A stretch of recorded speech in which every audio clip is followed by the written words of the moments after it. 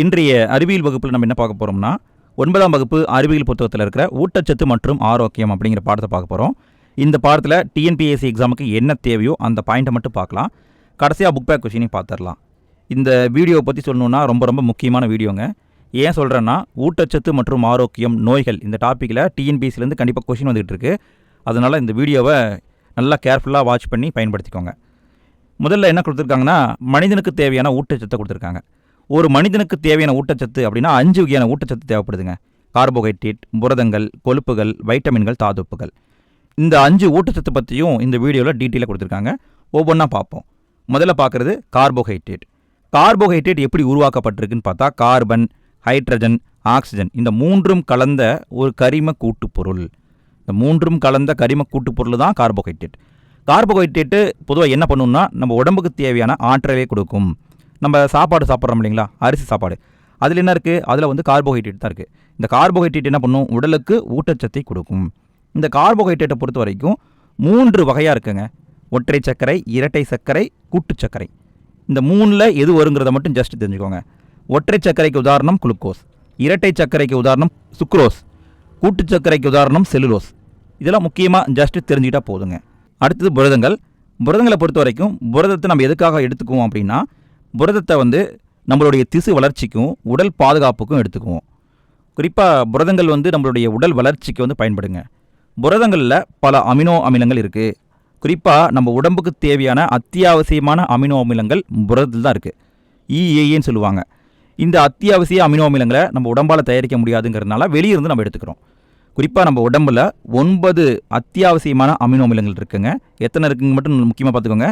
9 amino அமிலம் இருக்குது. என்னென்னு பாருங்களேன். Phenyl alanine, valine, threonine, tryptophan, methionine, leucine, isoleucine, lysine, histidine. இந்த 9 அமினோ அமிலமும் ரொம்ப முக்கியம். இது எங்கே இருக்குன்னா புரதத்தில் இருக்குதுங்க. அடுத்தது கொழுப்புகளை கொடுத்துருக்காங்க. கொழுப்பும் மேக்சிமம் எதுக்கு எடுத்துக்கொள்ளப்படுதுன்னா ஆற்றலை கொடுப்பதற்காக எடுத்துக்கொள்ளப்படுது. கார்போஹைட்ரேட்லேயும் ஆற்றல் கிடைக்கும், ஆனால் கொழுப்பில் அதை விட அதிகமான ஆற்றல் கிடைக்கும். இந்த கொழுப்பு நம்மளுடைய செல்லுடைய அடிப்படை அந்த கட்டமைப்பை வந்து பராமரிக்குது. நமக்கு தேவையான வளர்ச்சிதை மாற்றத்துக்கு தேவையான பல பணிகளையும் செய்யுதுங்க. கொழுப்பில் முக்கியமான கொழுப்பு எதுன்னு பார்த்தா ஒமேகா கொழுப்பு அமிலம்.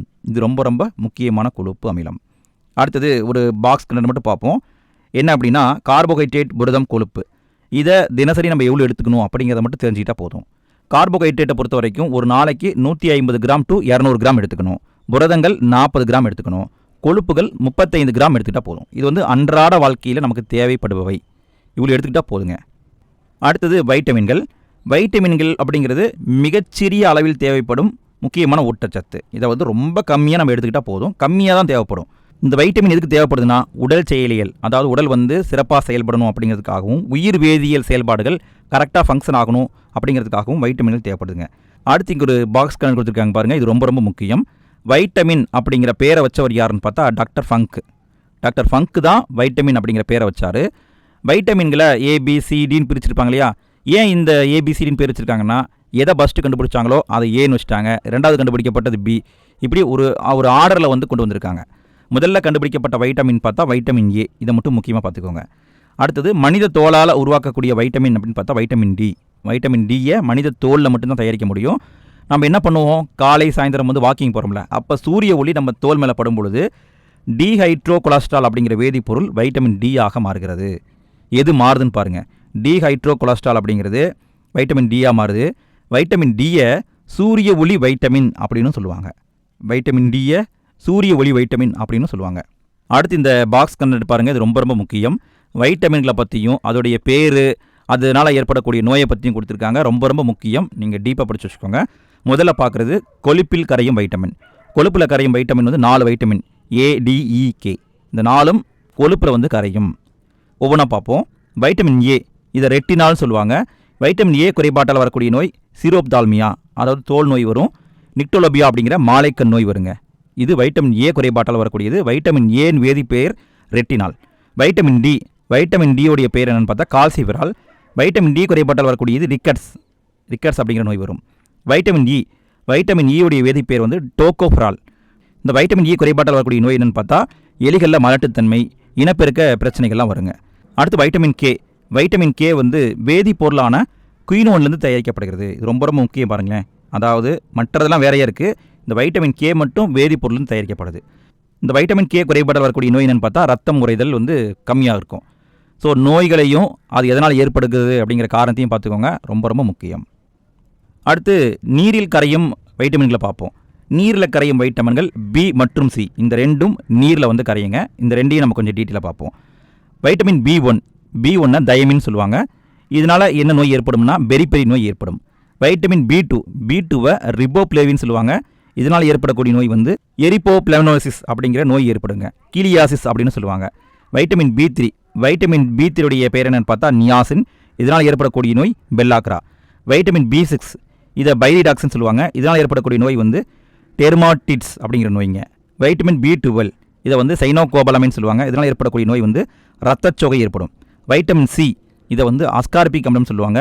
இதனால் ஏற்படக்கூடிய நோய் வந்து ஸ்கர்வி. எல்லாம் வந்து கம்மியாச்சுன்னா ஏற்படக்கூடிய நோய். அடுத்து தாதுப்புக்கள் அப்படின்னா நம்ம உடம்புக்கு தேவையான முக்கியமான தாதுக்கள் தான் தாதுப்புக்கள் சொல்கிறாங்க. முக்கியமாக தேவைப்படும் தாதுப்புகள்னு பார்த்தா calcium, phosphorus, potassium, sodium, magnesium, இதெல்லாம் பெரும் ஊட்டத்தனிமங்கள் அப்படின்னு சொல்லுவாங்க. இதை நம்ம நிறைய எடுத்துக்கணும், மற்ற தனிமங்களை ஓரளவுக்கு கம்மியாக எடுத்துக்கிட்டால் போதும். அடுத்து தாது உப்புக்களை பற்றி ஒரு அட்டவணை கொடுத்துருக்காங்க பாருங்கள், அது ரொம்ப ரொம்ப முக்கியம். தாது உப்புக்கள் குறைவாக எடுத்துக்கொள்ளப்பட்டால் என்ன நோய் வரும் அப்படிங்கிறத கொடுத்துருக்காங்க. இதை பொறுத்த வரைக்கும் நம்ம ரெண்டாக பிரித்து பார்க்க போகிறோம். ஒன்று பெரும் தனிமங்கள், இன்னொன்று நுண்ணிய தனிமங்கள். பெரும் தனிமங்களை நம்ம கம்மியாக எடுத்துக்கிட்டால் என்ன நோய் வரும், நுண்ணிய தனிமங்களை கம்மியாக எடுத்துக்கிட்டால் என்ன நோய் வருங்கிறத பார்க்கலாம். கால்சியம் குறைபாட்டால் என்னென்ன பாதிப்புகள் ஏற்படும்னா, கால்சியம் வந்து எதுக்கு பயன்படுதுன்னா நம்ம எலும்பு மற்றும் பல்லு மேலே இருக்கிற வாயில் இருக்கிற எனாமல் இருக்குது பார்த்தீங்களா, எனாமல் வந்து கால்சியத்தில் ஆகிருக்கு. அதே மாதிரி நிறைய நம்ம உடம்புல இருக்கிற ஃபங்க்ஷன், ரத்தம் உறையிறது, அதே மாதிரி தசை சுருக்கம், சுருங்கி விரியுது, எல்லாமே வந்து இந்த கால்சியம் தான் முக்கியமான காரணியாக இருக்குது. இது பாதிக்கப்பட்டால் இது சம்பந்தமான நோய்கள் வரும். அடுத்து சோடியம் வந்து சாதாரண உப்பு. இந்த சோடியம் குறைபாடு ஏற்பட்டால் அமிலக்கார சமநிலை வந்து பாதிக்கப்படுங்க. பொட்டாசியம் குறைபாடு ஏற்பட்டால் நரம்பு மற்றும் தசைகளுடைய செயல்திறன் வந்து பாதிக்கப்படும். அடுத்தது நுண்ணிய தனிமச்சத்துக்களை பொறுத்த வரைக்கும் 2 இருக்குதுங்க. ஒன்று இரும்பு, இன்னொன்று அயோடின். இரும்பு சத்து குறைபாடு ஏற்பட்டால் இரத்தச்சோகை நோய் வரும். அயோடின் குறைபாடு ஏற்பட்டால் முன்கழுத்து கலலை நோய், காய்டர் நோய்னு சொல்லுவாங்க, அந்த நோயும் வரும். அடுத்தது புரத குறைபாட்டால் ஏற்படக்கூடிய நோய்களை கொடுத்துருக்காங்க. புரதச்சத்து குறைபாட்டால் 2 முக்கியமான நோய்கள் ஏற்படுங்க. 2மே குழந்தைகிட்ட ஏற்படும். ஒன்று குவாசியோகர், இன்னொன்று மராஸ்மஸ். குவாசியோகர் அப்படிங்கிறது 1 முதல் 5 வயதுக்குட்பட்ட குழந்தைகளை தாக்கும். குவாசியோகருங்கிறது 1 முதல் 5 வயதுக்குட்பட்ட குழந்தைகள் தான் தாக்கும். புரத குறைபாட்டால் வரும்.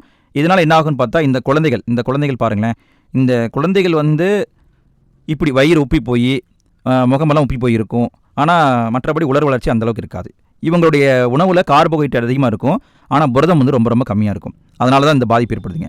அடுத்து மராஸ்மஸ், எலும்பு தோலம் ஒரு பையன் இருக்கான் பாருங்க, அவனுக்கு என்ன நோய் வந்திருக்குன்னு பார்த்தா மராஸ்மஸ் பொதுவாக 1 வயதுக்குட்பட்ட குழந்தையை தான் தாக்கும். குறிப்பாக இவங்க சாப்பிட்ற சாப்பாட்டில் கார்போஹைட்ரேட்டுமே கம்மியாக இருக்கும். அதாவது குவாசியோகரில் வந்து கார்போஹைட்ரேட் இருக்கும், ஓரளவுக்கு இருக்கும், ஆனால் மற்ற புரதம் மட்டும்தான் கம்மியாக இருக்கும். ஆனால் இந்த மராஸ்மஸ் நோய் வர்றதுக்கு காரணம் கார்போஹைட்ரேட்டுமே ரொம்ப கம்மியாக இருக்கும். அதனால தான் மராஸ்மஸ் நோயும் ஏற்படும். அடுத்தது உணவு சுகாதாரத்தை பற்றி கொடுத்துருக்காங்க. இதை பொறுத்த வரைக்கும் நமக்கு முக்கியமாக வந்து தேவைப்படுறது எதுவும் இல்லைங்க, இந்த பாக்ஸ் கண்டர் மட்டும் நீங்கள் பார்த்துக்கோங்க, அது போதும். வாழைப்பழத்தை நம்ம வெளியே வச்சா கூட நார்மலாக பழுத்து நல்லா இருக்கும். ஆனால் அதை கொண்டு போய் ஃப்ரிட்ஜில் வச்சா அது கெட்டு போகாமல் இருக்குமான்னு கேட்டால் கிடையாது. வாழைப்பழத்தை ஃப்ரிட்ஜில் வச்சா வாழைப்பழம் கருப்பு கலராக மாறிடும். என்ன காரணம் அப்படின்னா, இந்த வாழைப்பழத்தை பழுக்க செய்யப்படக்கூடிய நொதி, அந்த நொதியானது செயலிலேருந்து போயிடும். அதாவது அது வேலை செய்யாமல் போயிடும். இந்த நொதி வேலை செய்யாமல் போகிறதுனால, அதாவது பழம் பழுக்குதுன்னா அந்த பழத்துக்கு வந்து மஞ்சள் நிறத்தை கொடுத்தாகணும்ல, மஞ்சள் நிறமாக இருந்தால் தான் பழம் பழுத்துச்சுன்னு அர்த்தம். அந்த மஞ்சள் நிறத்தை கொடுக்கக்கூடிய அந்த நொதியானது வேலை செய்யாமல் போகிறதுனால இருண்ட பழுப்பு நிலத்துக்கு வாழைப்பழம் மாறுகிறது. ஸோ வாழைப்பழத்தை ஃப்ரிட்ஜில் வைக்கக்கூடாதுன்னு சொல்கிறாங்க. அடுத்தது இந்த இதை மட்டும் பார்த்துக்கோங்க, ரொம்ப முக்கியம். பாஸ்டர் பதனம், பாலை வந்து அப்படியே வந்து நீண்ட நாள் வச்சுருக்கணுன்னா இந்த பாஸ்டர் மெத்தடை யூஸ் பண்ணணும். இதில் என்ன பண்ணுறாங்கன்னா, பாலை 63 டிகிரி செல்சியஸ் வெப்பநிலைக்கு கொதிக்க வைக்கிறாங்க. 30 நிமிஷம் கொதிக்க வச்சுட்டு அடுத்து உடனே வந்து கூலிங் பண்ணுவாங்க. அப்படியே 0 டிகிரி செல்சியஸ் கொண்டு போவாங்க. அதனால் பால் வந்து நீண்ட நாளைக்கு கெடாமல் இருக்கும். இதை மட்டும் பார்த்துக்கோங்க, போதும். அடுத்தது இதெல்லாம் முக்கியமான பாயிண்ட் இல்லைங்க. இங்கே ஒரு பாக்ஸ் கலர் இருக்க பாருங்கள், ரொம்ப ரொம்ப முக்கியம். அக்டோபர் 16 உலக உணவு தினம், ரொம்ப ரொம்ப முக்கியமான டேட்டுங்க, கேட்க வாய்ப்பு இருக்குது. அடுத்தது உணவு கலப்படத்தை கொடுத்துருக்காங்க. உணவு கலப்படத்தை பொறுத்த வரைக்கும் எதை கலப்படமாக பண்ணுறாங்க அப்படிங்கிறத மட்டும் தெரிஞ்சுக்கோங்க, போதும். இங்கே கொடுத்துருக்காங்க பாருங்கள், நம்ம உணவை பாதுகாக்க நிறைய வேதிப்பொருளை பயன்படுத்துகிறோம். வினிகர், சிட்ரிக் அமிலம், சோடியம் பைகார்பனேட், பாலில் சேர்க்கப்படும் ஹைட்ரஜன் பெராக்சைடு, செயற்கை மாவு பொருள், உணவு நறுமணப் பொருள் எல்லாத்தையுமே நம்ம உணவில் வந்து பாதுகாக்கணும் அப்படின்னு சேர்த்துறோம். பட் அது எல்லாமே வந்து கெமிக்கல் தான். அடுத்து வாழைப்பழம் மாம்பழத்தை பழுக்க வைக்க கால்சியம் கார்பைடு அப்படிங்கிற கல் வந்து பயன்படுது. நம்ம கிராம சைட்லாம் சொல்லுவாங்கள்ல, கல் போட்டு பழத்தை வந்து பழுக்க வைக்கிறாங்கன்ட்டு. அந்த கல் என்னென்னு பார்த்தா கால்சியம் கார்பைடு அப்படிங்கிற கல்லுங்க. அடுத்தது இந்த பச்சை காய்கறி, பாகற்காய், பட்டாணி இதெல்லாம் பார்த்தா ப்ரெஸ்ஸாக அப்படியே பச்சை கலராகவே இருக்கும். கீரை கூட சில நாள் பார்த்தீங்கன்னா அப்படி பச்சையாக இருக்கும், பசுமையாக இப்போ தான் பொறிச்சிட்டு வந்த மாதிரி இருக்கும். அதற்கு காரணம் என்னென்னு பார்த்தா காரிய உலோகம் கலந்த அங்கீகரிக்கப்படாத உணவு நிறமூட்டி அதை வந்து பயன்படுத்துவாங்க. அதில் முக்கிய எடுத்து வச்சிட்டாங்கன்னா இந்த காய்கறிகள் அப்படியே பச்சையாக இருக்கும், இப்போ தான் ப்ரெஸ்ஸாக பொறிச்சிட்டு வந்த மாதிரி. அதனாலேயும் நமக்கு ரொம்ப டேஞ்சர் தான். அடுத்தது ஆப்பிள், பேரிக்காய். இந்த ஆப்பிளையும் பேரிக்காயும் ப்ரெஸ்ஸாக வச்சுக்கணுன்னா என்ன பண்ணுறாங்கன்னா அதற்கு மேலே செயற்கை மெழுகை வந்து பூசுகிறாங்க. அதை செல்லாக் அப்படின்னு சொல்லுவாங்க, கார்போ மெழுகு அப்படின்னு சொல்லுவாங்க.